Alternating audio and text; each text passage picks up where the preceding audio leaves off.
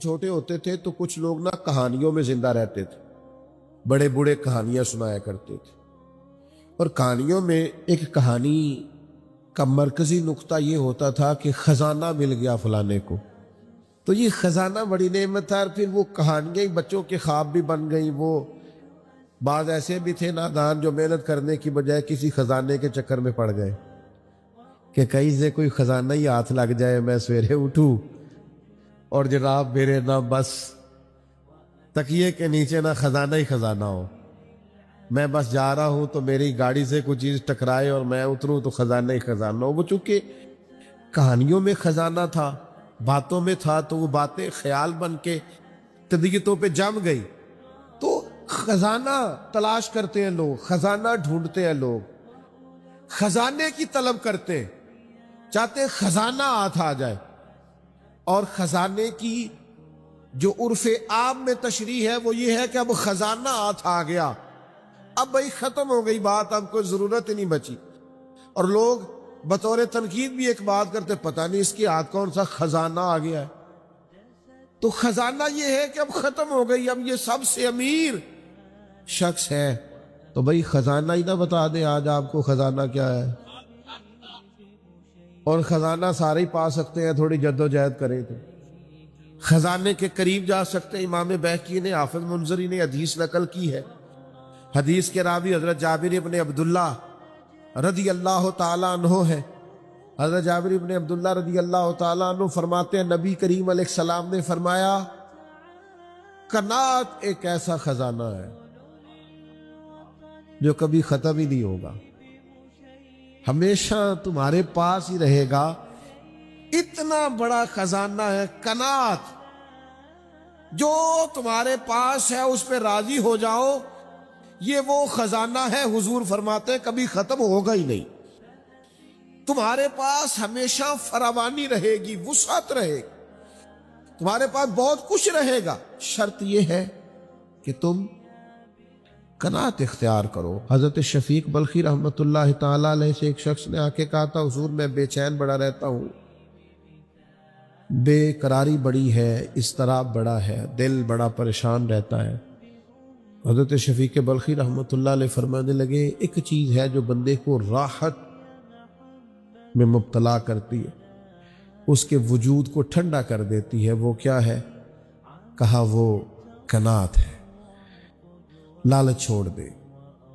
تھوڑا سا نا میں کیسے آپ کی خدمت میں عرض کروں کہ بعض لوگ اس لالچ کی وجہ سے اپنے بچوں کو وقت نہیں دے پاتے، اپنے بیمار ماں باپ کو ٹائم نہیں دے پاتے، اس لالچ اور ہرس اور ہوس کی وجہ سے ڈھیر ساری دشمنیاں مول لے لیتے، اور جب یہ لالچ اور ہرس ہوس بڑھ جاتا ہے پھر لوگ کسی شخص سے ڈیلنگ نہیں کرتے، وہ پیسوں سے ڈیل کرتے، وہ دیکھتے ہیں میں فلاں آدمی سے کیسے نفع اٹھا سکتا ہوں۔ مومن کی جو ایک خوبصورت روحانی، معنوی اور حسین زندگی ہوتی ہے، وہ اس زندگی کا لطف نہیں پا پاتے۔ کیوں؟ اس لیے کہ ہر چیز کو پیسوں میں تولتے ہیں، ہر چیز کو شہرت میں تولتے ہیں، ہر چیز کو خود پسندی میں، تعریف میں تولتے۔ تو کریں، محنت کریں، جد و جہد کریں، آگے بڑھیں۔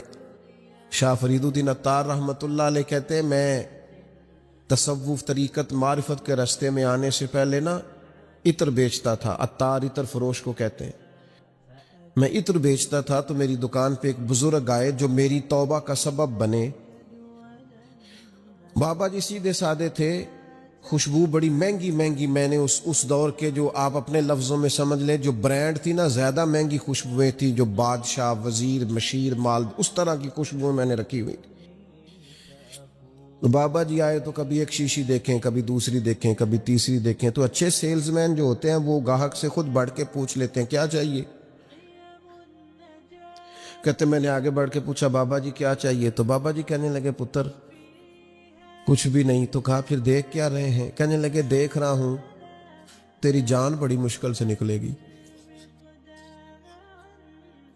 تو کہتے میں نے کہا جی وہ کیوں؟ کہنے لگے اتنا مال جمع کیا ہے، جب تم مرنے لگے گا کبھی یہ والی بوتل یاد آئے گی، کبھی یہ والا شو کیس یاد آئے گا، کبھی یہ والا، نہیں سمجھ آئی؟ یعنی کبھی یو بی ایل والا اکاؤنٹ یاد آئے گا، کبھی مسلم کمرشل والا، اب آ گئی یہ سمجھ؟ کبھی وہ جناب وہ HBL والا یاد آئے گا تو بڑی مشکل ہو جائے گی، تو کیسے مرے گا؟ تو کہتے ہیں میں دنیا دار تھا، مجھے غصہ آیا، میں نے بڑے تلخ اور طنزیہ لہجے میں کہا میری جان تو مشکل سے نکلے گی تو تیری کیسے نکلے گی؟ کہتے ہیں بابا کہنے لگا بیٹا ادھر آنا باہر. میں سین میں آیا، وہ زمین پہ لیٹا، اس نے کلمہ پڑھا اور اس کی روح پرواز کر گئی. میری یوں نکلے گی، عرش فرشتے بانگا ملیاں نہیں تے مکے پہ گیا ہی شور. بلے شاہ آسان نہیں مرنا، یہ تے مر گیا ہی کوئی ہور، ایسے نکلے گی میری. کہتے ہیں اس نے کلمہ پڑھا اور وہ پرواز کر گئی. میں نے کفن دفن کا بندوبست کیا، ساری رات میں سوچتا رہا یہ بھی منظر ہوتا ہے دنیا میں، اتنی آسانی سے شخص چلا گیا.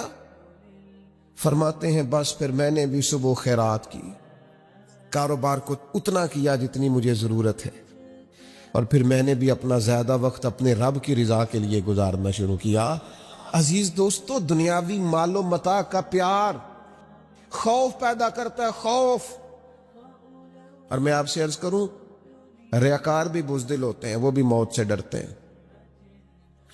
جو کچھ کیا دکھلاوے کے لیے کیا، اخلاص ہے ہی نہیں. مخلص بندہ کبھی موت سے ڈرتا، چھپا چھپا کے نیکیاں کی ہیں، چھپا چھپا کے قرآن پڑھا ہے، چھپا چھپا کے تلاوتیں کی ہیں، چھپا چھپا کے درود پڑھا ہے، کونوں میں بیٹھ بیٹھ کے نعتیں سن کے حضور کی یاد میں رویا ہے. اس نے کسی کی مدد کی ہے تو اس نے بڑی چھپا چھپا کے کی ہے، نیکیاں مخلصانہ ہے. اس لیے یہ بندہ موت سے نہیں ڈرتا، یہ بہادر ہوتا ہے، طاقتور ہوتا ہے. اس کے مزاج کے اندر کمزوری نہیں ہوتی، اسے پتہ ہوتا ہے کہ میں نے یہاں کے لیے جمع نہیں کیا، میں نے تو وہاں کے لیے جمع کیا ہوا ہے. لہٰذا یہ دوڑتا ہے، یہ ڈرتا نہیں. اور پھر زیادہ لوگ وہ ڈرتے ہیں موت سے جو موت سے نہیں ڈرتے، اپنے اعمال سے ڈرتے ہیں. انہیں پتہ ہوتا ہے دنیا میں تو گناہ چھپے ہوئے ہیں، مر گئے تو کھل جائیں گے. وہ ڈرتے ہیں. جن لوگوں نے اپنے کردار کو بعظمت نہیں کیا ہوتا، باوقار نہیں کیا ہوتا، کردار میں خوبصورتی اور حسن نہیں پیدا کیا ہوتا، وہ لوگ ڈرتے ہیں موت سے. اور جنہوں نے کردار پر توجہ دی ہوتی ہے، عمل میں خوبصورتی ہوتی ہے، ان کو تو پتہ ہوتا ہے کہ ہم نے اپنی زندگی یہاں کے لیے گزاری نہیں، گزاری وہاں کے لیے، اس دیس کے ہمراہی ہے. تو یہ لوگ موت سے ڈرتے. اب میں آپ سے عرض کروں موت سے پیار بھلا کون کرتا ہے؟ کچھ لوگوں کو موت سے محبت بھی ہو جاتی ہے. ایک تو وہ شخص موت سے پیار کرتا ہے جس کا آخرت پر کامل یقین ہو، جسے یقین ہونا مرنے کے بعد نعمتیں ملیں گی، کرم ملے گا. نبی پاک صلی اللہ تعالی علیہ وسلم نے بدر کے دن فرمایا دوڑو بھائی اس جنت کی طرف جس کی چوڑائی زمین آسمان کے برابر ہے. تو حضرت عمیر رضی اللہ تعالیٰ عنہ انصاری صحابی تھے، فرمانے لگے حضور جنت زمین آسمان کے برابر چوڑی ہے. قرآن مجید نے کہا نا اللہ کی بخشش اور جنت کی طرف دوڑو، جنت زمین آسمان جتنی چوڑی ہے، اور صرف چوڑائی بتائی ہے، لمبائی نہیں بتائی. فرمایا تم نے جو چیز سب سے زیادہ دیکھی ہے وہ زمین آسمان ہے، اتنی جنت صرف چوڑی ہے. اور کسی بھی چیز کی چوڑائی زیادہ نہیں ہوتی، لمبائی زیادہ ہوتی ہے. حضور فرمانے لگے اس جنت کی طرف دوڑو. تو حضرت عمیر انصاری رضی اللہ تعالیٰ عنہ عرض کرنے لگے حضور جنت زمین آسمان کے برابر چوڑی ہے؟ حضور نے فرمایا ہاں. تو حضرت عمیر کہنے لگے واہ واہ واہ واہ واہ، یقین کامل تھا نا کہ جنت ملے گی، آخرت کی نعمتوں پر واہ واہ اتنی چوڑی. تو حضور فرمانے لگے واہ واہ کیوں کر رہے ہو؟ عرض کرنے لگے حضور اللہ کی رحمت دیکھ کے واہ واہ کر رہا ہوں.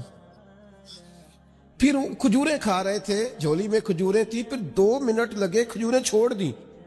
کہنے لگے یار دیر کیوں کرنی ہے، یہاں بیٹھ کے کیوں کھائیں، جنت میں جا کے کھائیں گے. فوراً میدان کارزار میں اترے، تھوڑی دیر جنگ ہوئی، اللہ تعالیٰ نے شہادت عطا فرما دی. آخرت پر یقین ہو تو پھر بندے کو پیار ہو جاتا ہے. اور حضور نے فرمایا موت تو مومن کے لیے تحفہ ہے. پھر تو یہ تحفہ اسے نصیب ہو جاتا ہے۔ اور پھر جن لوگوں کی اللہ کی رحمت پر امید ہوتی ہے نا کہ اللہ مہربان زیادہ ہے، حضور علیہ الصلوۃ والسلام نے فرمایا رب کے ساتھ تم جس طرح کا گمان کرتے ہو اللہ بھی تمہارے ساتھ اسی طرح کا معاملہ فرماتا ہے۔ کامل امید ہونا اللہ کی رحمت کی، اپنے ذہن میں کبھی مایوسی نہیں پیدا کرنی، کمزور نہیں پڑنا۔ ہم گناہ گار ہیں، ہم سیاہکار ہیں، ہمارے اندر خطائیں ہیں، پر غلام بھی تو مدینے والے محبوب کے ہیں نا، کلمہ بھی تو نبی کریم کا پڑھتے ہیں نا، اللہ مہربان بھی تو بڑا ہے نا۔ ہمیں غور بھی کرنی ہے، احساس بھی پیدا کرنا ہے، لیکن مایوسی کا شکار نہیں ہونا۔ کتنی بڑی بات ارشاد فرمایا لا تقنطوا من رحمت اللہ، تم نے میری رحمت سے نا امید نہیں ہونا۔ اللہ کی رحمت سے نا مالک کیا ملے گا؟ فرمایا ان اللہ یغفر الذنوب جمیعا، اللہ سارے ہی گناہ معاف فرما دے گا۔ تو جن لوگوں کو اللہ کی رحمت پر نبی کریم علیہ السلام تشریف فرما ہے، امام غزالی نے لکھا ایک بدو آ گیا، دیہاتی سادہ آدمی، سادے بندے بھی سادے ہوتے ہیں، ان کا بھی اپنا طرز زندگی ہوتا ہے۔ تو بدو آ گیا، سادہ آدمی تھا، آتے السلام علیکم لے کے نا تو کوئی بات ہی نہیں کی، سیدھا سیدھا ہی کہتا یا رسول اللہ صلی اللہ علیہ وسلم یہ بتائیں قیامت کے دن حساب کس نے لینا ہے؟ تو حضور فرمانے لگے بھائی یہ تو بڑی صاف سی اور مختصر سی اور سادہ سی بات ہے، حساب تو اللہ تعالیٰ نے لینا ہے۔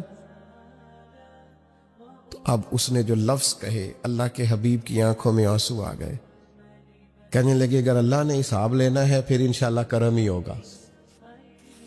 تو حضور فرمانے لگے تمہیں یہ امید کس طرح ہے؟ تو عرض کرنے لگے یا رسول اللہ کریم جب غالب آتا ہے تو معاف ہی کرتا ہے۔ جب کریم کا غلبہ ہوتا ہے نا، کریم بندہ جب کسی پہ قبضہ کر لے تو پھر معاف کرتا ہے، تو اللہ تو سب سے بڑا مہربان ہے۔ وہ بات کی اور اگلا جملہ ہی کوئی نہیں کہا، وہ چلے گئے۔ تو حضور علیہ السلام نے اب اس بات پر رزلٹ دیا، فرمانے لگے کریم محبوب بندہ سادہ تھا، بات بہت بڑی کر گیا ہے، بڑی بات کر گیا ہے، سادہ آدمی تھا۔ میرے عزیز اللہ کی رحمت پر جن لوگوں کو امید ہو انہیں موت سے ڈر، اور پھر جن کو محبوب کی ملاقات کا شوق ہو نا، ہم نے جان دے دی وعدہ دیدار پر، ہم سے وعدہ کیا گیا تھا کہ تم مرو گے نا تو تمہیں دیدار ملے گا، تو ہم نے جان ہی دے دی وعدہ دیدار پر، جان ہی دے دی وعدہ دیدار پر۔ اور پھر فرماتے ہیں نقد اپنا دام ہو ہی جائے گا، فرماتے ہیں ہم نے جان دی ہے اس وعدے پر کہ وہ ملے گا، تو امید ہے کہ یہ سودا ادھار نہیں۔ جیسے ہی قبر میں جائیں گے سامنے حضور کی زیارت نصیب ہو جائے، اس لیے لحد میں بھی عشق رخ شاہ کا داغ لے کے چلے، اندھیری رات سنی تھی سو چراغ لے کے چلے۔ یہ حدیث آپ نے بھولنی نہیں، یہ تنہائیوں میں یاد رکھنے کی روایت ہے، یہ تنہائیوں میں پڑھنے کی روایت ہے۔ یہ اپنے ذوق کو تازہ، جو لوگ کہتے ہیں نا وجد سرور کیف میں جانا چاہتا ہوں، وہ مشکات شریف کی اس حدیث کو دیکھے۔ اللہ کے حبیب علیہ السلام نے فرمایا لوگوں میں تمہیں بتاؤں قیامت کے دن اللہ تعالیٰ بندوں سے پہلا سوال کیا فرمائیں گے، اور بندے اس کا جواب کیا دیں گے؟ یا رسول اللہ کرم فرمائیے، بتائیے۔ تو کریم فرمانے لگے اللہ تعالیٰ قیامت کے دن بندوں سے سب سے پہلا سوال، اگرچہ بعض اور احادیث میں اور سوالات بھی آئے ہیں قیامت میں جو سب سے پہلے ہوں گے، لیکن اس حدیث میں یہ والا سوال حضور نے بیان فرمایا۔ حضور فرمانے لگے اللہ قیامت کے دن اپنے بندوں سے سب سے پہلا سوال یہ فرمائے گا کیا تم میری ملاقات کو پسند کرتے تھے؟ اوئے ہوئے ہوئے، کیا تمہارا ملنے کو جی چاہتا تھا؟ کبھی اے حقیقت منتظر نظر آ نہ لباس مجاز۔ اقبال کہتے ہیں تیرے کرم اتنے ہیں دل کرتا ہے تجھے دیکھیں، کبھی کبھی اے حقیقت منتظر نظر آ نہ لباس مجاز میں۔ लाखों सजदे तड़प रहे हैं मेरी जबीने नियाज में, तुम्हारा दिल करता था मुझसे मिलने को। हुजूर फरमाते बंदे अर्ज करेंगे मालिक बड़ा दिल करता था। तो फिर अल्लाह फरमाएंगे ये गुफ्तगू की मानवियत तो देखो यार, इसका हुस्न तो देखो। अल्लाह फिर पूछेंगे क्यों दिल करता था तुम्हारा? दिल करता था तो क्यों करता था? अर्ज करेंगे मालिक इसलिए कि हमें उम्मीद थी कि तू माफ भी कर देगा, रहमत भी फरमाएगा। इस माफी की उम्मीद पर दिल करता था तू मिले। हुजूर फरमाते हैं फिर रब फरमाएगा मुझ पर वाजिब है, मैंने अपने करम से वाजिब कर लिया है कि आज तुम्हें जन्नत अता करूंगा। ये जो मुलाकात है ना, मुलाकात कि वो मिलेंगे, उनसे मुलाकात हो। उम्र बीत गई ना नाम जपते, उम्र बीत गई ना तज़किरा करते। हमसे भी लोग पूछते हैं क्या कमाई की, क्या जिंदगी में हासिल किया, तो हम कहते हैं शर्क से गरब तक, मुल्क के एक कोने से लेकर दूसरे कोने तक मदीने वाले की बात की है, हुजूर का जिक्र किया है। नबी पाक के और मैं अपनी हयाती तो कुर्बान थी वहां, सारी मोहम्मद मोहम्मद पकींदे गुजर गई सारी। ये एजाज है, ये करम है। अब क्या होता है गुनाहगार लोग इतना बड़ा दावा तो नहीं कर सकते, लेकिन दिल तो चाहता है ना कि चलो जिसका नाम लिया है उसकी कभी जियारत भी हो, कभी मुलाकात भी हो, कभी नजर करम भी हो। किसी ने अपने महबूब से कहा था कि जरा एक नजर मुझ पे भी कीजिए, तो करीब बैठे एक शख्स ने कहा यार तूने बड़ा दावा किया है, जो महबूब होते हैं उनको तकलीफ नहीं दी जाती, तू कहता है पूरा चेहरा ही तेरी तरफ फेरे। तो फिर उसने उस दरवेश से पूछा कि मैं भला फिर क्या करूं, मेरा दिल तो मेरा भी करता है ना। चलो ये तो आपकी बात ठीक है कि अब मैं महबूब से कहूं कि इतनी तकलीफ करे कि मेरी तरफ पूरा रुख फेरे, तो ठीक नहीं। तो फिर बताएं मैं क्या करूं? तो उसने कहा उन राहों में खड़ा हो जा जिन राहों की तरफ वो करीम देखता है। चलो इसी बाकिरदार को देखते देखते बीच में तेरे ऊपर भी नजर, मुझ पे महशर में नसीर उनकी नजर पड़ ही गई, मुझ पे महशर में नसीर उनकी नजर। ओए होए अल्लाह करे आपको भी वो लुत्फ आए जो मुझे आ रहा। कहते मुझ पे महशर में नसीर उनकी नजर, ये इंतहाई आजिज़ी है कहने वाले की। उसने बिल्कुल अपने आप को खत्म करके कहा कि मैं काबिल तो नहीं था और मैं फिर तकलीफ देता कि मेरी तरफ देखें, स्पेशल मेरे लिए वक्त निकाले। पर करम ये हुआ कि मुझ पे महशर में नसीर उनकी नजर पड़ ही गई। कहने वाले इसे कहते हैं खुदा का करना, कहने वाले इसे कहते हैं खुदा का करना। अल्लाह ने किया कि नजर मुझ पर पड़ ही गई, और जब फिर पड़ गई तो तेरी एक नजर का कमाल है और मेरी जिंदगी का सवाल है। बस जब पड़ गई तो सो फिर पड़ गई। मौत से वो बंदा कभी नहीं डरता जिसे मुलाकात का शौक हो। मिलना चाहे दाता अली अजमेरी से और मौत से डरे, मिलना चाहे हजरत गौसे पाक जलानी से और फिर मौत से डरे। जिंदगी गुजरी हो अली अली करते, फिर मौत से डरे। उम्र भर सैयदना उस्मान गनी की सखावत की बात की हो और फिर जन्नत में जाके उनसे मिलने का शौक पैदा न करे। सारी जिंदगी सैयदना फारूक का अदल बयान किया हो, सारी जिंदगी उनके इंसाफ का तज़किरा किया हो, पूरी उम्मत को बताया हो कि अगर जीना चाहते हो तो उमर के रस्तों पर चलो, और फिर ये मौत से डरे और मर के जनाबे फारूक आजम की जियारत को पसंद न करे। जिसे सिद्दीक की वफाएं याद हो, जिन्हें जनाबे अबू बकर सिद्दीक का इश्क याद हो, वो फिर उनकी जियारत ना करना चाहे और सारी उम्र हुजूर की नात पड़ी हो।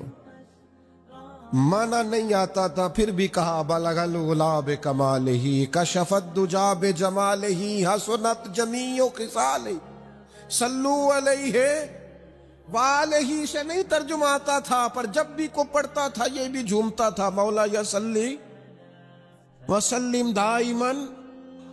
میں آپ کو بتاتا ہوں، توتلا آدمی، توتلا اور دیوانہ مجذوب بیچارہ، سمجھ نہیں، توتلا بولنا بھی ٹھیک نہیں آتا۔ مجھے نماز کا سلام پھرا تو وہ جلدی آ گئے، اور ایک مجذوب آدمی تھے، سادے تھے، تو سلام لی تو کہنے لگے میں گل کرنی سی۔ تو میں نے ان سے کہا کہ تھوڑی دیر کے بعد ملتے ہیں، سادہ آدمی ہے، اللہ مجھے معاف کرے، میں کوئی نقل تو نہیں ان کی اتار سکتا، اس زبان کو ہم توتلی نہیں کہتے، ہم اس زبان کو بلالی زبان کہتے ہیں۔ یہ بڑی خوبصورت زبان ہوتی ہے، یہ جو توتلے لب و لہجے ہوتے ہیں نا، وہ جب بچہ پوری طور پہ اماں نہیں کہہ سکتا، توتلا ہوتا ہے، تو کوئی مزہ آتا ہے اماں کو اماں کہلوانے میں۔ جب وہ پوری طور پر باپ کو بابا نہیں کہہ سکتا اور توتلا ہوتا ہے تو کوئی مزہ آتا ہے کہنے میں۔ وہ جب دادی، نانی، دادا کہتا ہے تو دادے کا دل کرتا ہے یہ 100 بار کہے، کیونکہ اسے کہنا نہیں نہ آتا، لیکن اس توتلاہٹ میں جو اس کو لطف آتا ہے۔ مجھے بڑے لوگ آ کے شعر سناتے ہیں، میں نے بڑے خوشگلو نعت خانوں سے زندگی میں سنا ہے۔ وہ صاحب میرے پاس آئے اور میں نے کہا بعد میں ملیں گے، تو سادہ آدمی ہے، مجذوب ہے، پورا شعور نہیں رکھتا۔ مجھے کہنے لگا مصطفیٰ جان رحمت کے بعد، مصطفیٰ جان رحمت پہ لاکھوں سلام کے بعد، یعنی مانا یہ تھا کہ سلام کے بعد۔ تو اب بڑے بڑے سریلے بندوں سے بھی بندہ سنتا ہے، میرا دل کرے، اور میں نے جان بوجھ کے ان سے کہا دوبارہ کیا آجے ذرا، کیونکہ توتلے تھے نا۔ میں نے کہا، کہنے لگے مصطفیٰ جان رحمت پہ لاکھوں سلام کے بعد، اور میرے عزیز یاد رکھو، ساری زندگی حضور کی نعتیں پڑھی، نبی پاک کے تذکرے سنے، اب موت سے ڈر جائے؟ حالانکہ موت تو ایک پل ہے، پل سے گزریں گے تو سامنے اللہ کا دیدار بھی ہوگا، مدینے والے کی زیارت بھی نصیب ہو، تو زیارت ہوگی، اور ہر نظر کانپ اٹھے گی محشر کے دن خوف سے، ہر کلیجہ دہل جائے گا، اوڑھ کر کالا جبہ وہ آ جائیں گے، اور سارے محشر کا نقشہ بدل جائے گا۔ یہ موت کا خوف نکالنے والی چیزیں ہیں، ڈر۔ اچھا مجھے ایک بات بتائیں، یہ میں امید کی بات کرنے لگا ہوں، چلے اب یہ بات تو مشکل ہے پر کرنی پڑے گی، مجبوری ہے۔ کبھی کبھی ابا جی سے مار بھی پڑ جاتی ہے بندے کو، گھر میں کوئی 2-4 لگ بھی جاتی ہیں، تو اس وقت نا جو سب سے بڑا سہارا کسی کو نصیب ہوتا ہے وہ یہ ہوتا ہے کہ اللہ کرے اماں گھر میں موجود ہو۔ اور میں نے دیہاتوں میں کئی مائیں ایسی دیکھی ہیں جو بیٹے کے حصوں کی مار کھاتی ہیں۔ ابا نے ڈنڈا لے لیا بیٹے کی غلطی پہ، اب اماں بیچاری سامنے ہو گئی ہے، 2-4 اس نے بھی کھا لی۔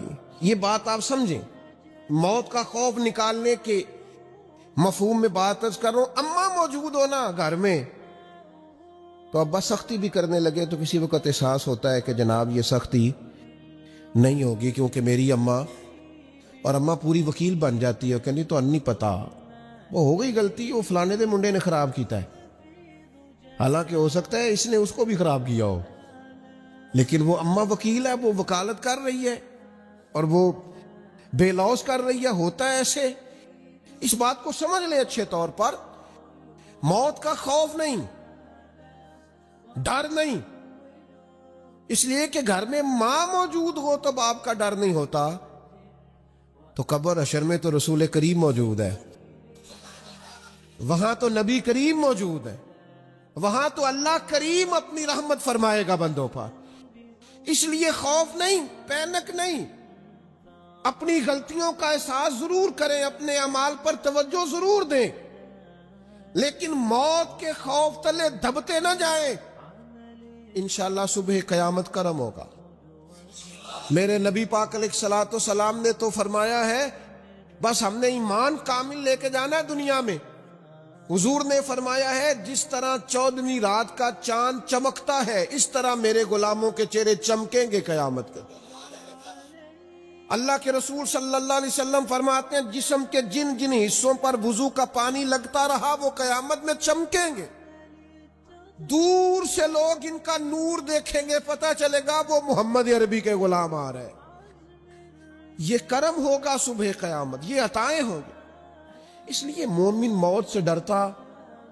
سیدنا بلال حبشی رضی اللہ تعالیٰ عنہ، آخری وقت ہے، نزع کا عالم طاری ہے.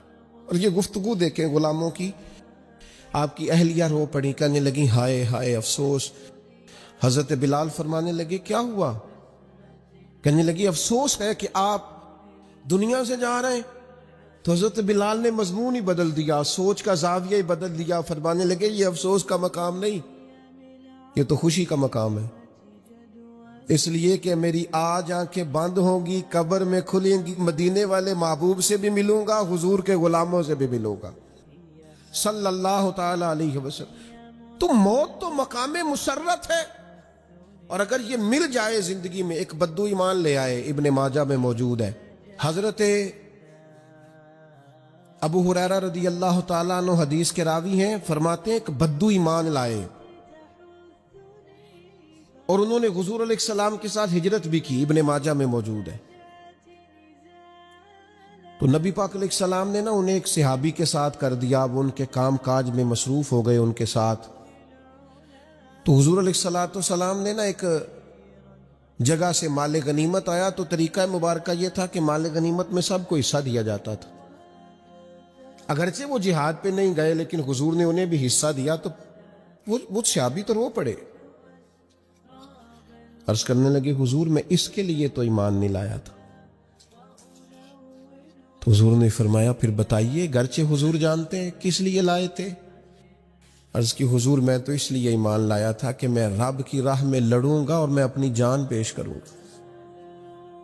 میں شہادت کے لیے ایمان لایا تھا، مجھے یہ مال دولت نہیں چاہیے. تھوڑی ہی دیر گزری کہ ایک اور مارکے کا اعلان ہو گیا، جنگ کا اعلان ہو گیا. حضور نے فرمایا چلو. وہ گئے اور چند ہی لمحے گزرے کہ وہ میدان میں اترے اور پھر شہید ہو گئے. صحابہ کرام ان کی مقدس لاش مبارک کو اٹھا کے محبوب کے قدموں میں لائے. تو نبی کریم نے کیا خوبصورت بات ارشاد فرمائی. حضور فرمانے لگے دیکھو اس نے اللہ کی تصدیق کی ہے تو رب نے بھی اس کی تصدیق فرما دی. اور پھر یہ دو جملے محبوب کہتے کہتے اٹھے اور پھر حضور نے اپنا جبہ مبارک اتارا اور اتار کے فرمایا اس بندے کو نہ اس جبے میں کفن دے دو، اس میں اسے کفن دو، اس لیے کہ تو شہادت کے لیے ایمان لایا. موت کی آنکھوں میں آنکھیں ڈال کے جیا، اپنی زندگی کمزور نہ گزاریں. یہ ذرا ایک مجلس دیکھیے برپا ہے صحابہ کی. اس طرح مجلس برپا ہے کہ حضرت صدیق اکبر علیل ہے، امام ابو نعیم نے اس کو لکھا ہے، اور کچھ صحابہ ان کی تیمارداری کے لیے حاضر ہوئے. یہ ذرا انداز گفتگو دیکھیے. تو ایک صحابی عرض کرنے لگے حضور کسی طبیب کو بھی دکھانا تھا، آپ کی صحت ٹھیک نہیں. آج کل ہم کہتے ہیں نا ڈاکٹر کو دکھایا ہے، پھر لوگ فوراً پوچھتے کیا کہا ڈاکٹر نے. چلے خیر آپ ایسے نہیں ہوگے، ورنہ ایسا بھی ہوتا ہے کہ لوگ یہ پوچھنے کے فوراً بعد پھر اپنا تجربہ بھی بتاتے ہیں. کہتے میں فلانی دوائی کھا دیجیے، اور کچھ دیسی نسخہ بنا کے بھی لے آتے ہیں. اور کچھ ایسے بھی ہوتے ہیں جو کہتے ہیں تھوڑا سا کھائیں بھی میرے سامنے. وہ اللہ کے بندے تو لے آیا ہے، تو اعتبار کر، کھایا جائے گا، ذرا انتظار کر. لیکن یہ کہ آپ کھائیں بھی، حالانکہ آپ ڈاکٹر کے پاس جاتے ہیں تو وہ سب سے پہلے آپ سے پوچھتا ہے شوگر تو نہیں، بلڈ پریشر تو نہیں، کوئی اور مرض تو نہیں. اس کی روشنی میں وہ نسخہ تجویز کرتا ہے. لیکن جو صاحب بنا کے لے آئے ہیں نا، انہوں نے کچھ بھی نہیں پوچھا. وہ کہتے ہیں میں لے آیا ہوں آپ کھا لیجئے. تو ڈاکٹر کو دکھایا ہے تو پھر ڈاکٹر نے کیا بتایا. تو یہ عام سوالات ہوتے ہیں، لیکن یہ معرفت والے لوگوں کی محفل ہے نا، کہ اللہ کے بندوں کی مجلس ہے نا. حضرت صدیق اکبر امیر المومنین علیل ہے، لوگ ان کی خدمت میں حاضر ہیں. دوستوں غور کیجئے گا. پوچھا حضرت طبیب کو دکھایا ہے؟ فرمانے لگے ہاں طبیب دیکھ رہا ہے، طبیب دیکھتا رہتا ہے۔ کہ حضرت طبیب نے کیا کہا ہے؟ فرمانے لگے طبیب نے کہا ہے میں جو چاہتا ہوں کر دیا کرتا ہوں۔ تو اب جو جاننے والے تھے ان کی تو آنکھوں میں آنسو آ گئے کہ یہ کیا انداز گفتگو ہے، آپ کس اونچے مقام پر بیٹھ کر گفتگو فرما رہے ہیں؟ تو وہ سادگی، وہ معرفت الہی، وہ خدمت خلق، وہ مزاج اس دنیا کو خلفائے راشدین نے دیا۔ پھر باری حضرت عمر کی آئی۔ اچھا لطف کی بات یہ ہے کہ خود حضرت عمر فرماتے ہیں میرا اور جناب صدیق اکبر کا مقابلہ رہا عمر پر نیکیوں میں آگے گزرنے کا، خود فرماتے ہیں۔ لیکن جب حضرت صدیق اکبر وصال فرما رہے تھے تو انہوں نے اپنی جگہ پہ جناب عمر فاروق رضی اللہ تعالیٰ عنہ کا تعین فرمایا، یعنی بظاہر جس آدمی سے مقابلہ رہا، لوگ کہتے ہیں نا میرٹ کیا ہے، میرٹ یہ سمجھو میرٹ کس کو کہتے، معیار کیا ہے؟ حضرت عمر کو اپنی جگہ پہ منتخب کیا۔ لوگوں نے کہا حضرت آپ نے جناب فاروق اعظم کا انتخاب کس لیے فرمایا؟ فرمایا اللہ کے حضور حاضر ہو رہا ہوں، رب جب پوچھے گا نا پیچھے امت کی ذمہ داری کس کی لگا کے آئے ہو، تو عرض کروں گا جو امت میں سب سے بہتر تھا اس کی ڈیوٹی لگا کے آیا۔ اور جناب عمر فاروق رضی اللہ تعالیٰ انہوں نے کمال کر دیا۔ میں اکثر دوستوں سے یہ بات عرض کیا کرتا ہوں کہ حضرت صدیق اکبر نے نا سارے فتنے ختم کر کے جناب عمر کو دیے تھے۔ منکرین زکوٰۃ کے خلاف سب کام انہوں نے سمیٹ کر حضرت عمر کو خلافت دی۔ پہ جناب عمر کے لیے بڑا آسان، حضرت عمر نے جو جاندار خلافت کی ہے اس کے پس منظر میں بھی جناب صدیق اکبر کی محنت کار فرما۔ اور پھر بڑی سادگی، میں آپ کی خدمت میں ایک بات عرض کروں، یہ جو لوگ بالکل سادے ہوتے ہیں نا، یہ بے نیاز سی طبیعت کے لوگ ہوتے ہیں۔ یعنی جو نوجوان 4-5 ہزار روپیہ دے کے بال سیدھے کروا کے آتا ہے نا کسی سے، اور گھنٹہ ڈیڑھ بیٹھتا ہے کسی حجام کے پاس اور بال سیدھے کرائے اور بڑے اس نے کھڑے کر دیے کچھ لگا کر کے، اور کپڑے بھی بڑے اس نے رنگ برنگے پہنے، وہ بیچارہ پریشان بھی بڑا ہوتا ہے۔ وہ کہتا ہے انہیں میں پیسے لاتے نے دنیا ویندی نہیں پئی میرے یہاں۔ اس کا خیال ہوتا ہے ٹھہر جائیں سارے اور پہلے مجھے دیکھیں انوکھا جو بن کے آیا ہے۔